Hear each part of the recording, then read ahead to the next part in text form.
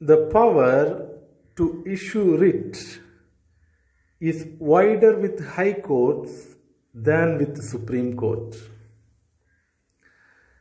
The Supreme Court exercises power to issue writ for violations of fundamental rights, but high courts issue writ for all legal rights including fundamental rights. The power to supervise is granted to high courts and not to the Supreme Court. The high courts has the power to supervise all subordinate courts, and such power is absent in the Supreme Court.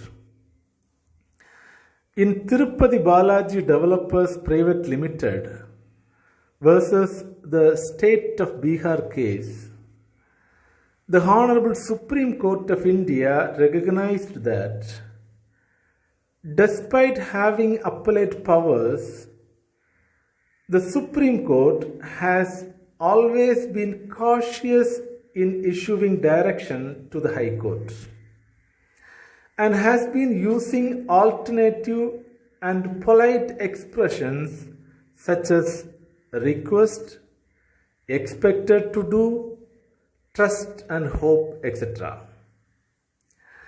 It is true the Supreme Court is the apex court in India,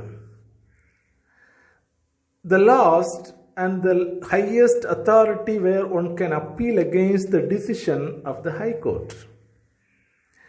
A judge of High Court may be appointed by the President on the advice of Chief Justice of India. The Supreme Court Collegium may transfer a judge of High Court to some other states.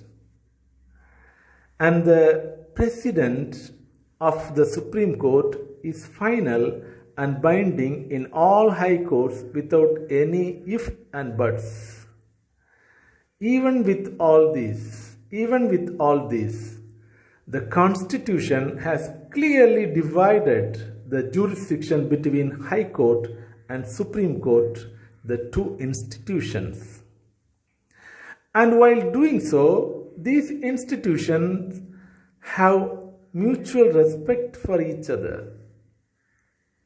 The Supreme Court and the High Court were to be thought of as brothers in the administration of justice. The High Court has a larger jurisdiction, but Supreme Court still remains the elder brother. The conclusion is,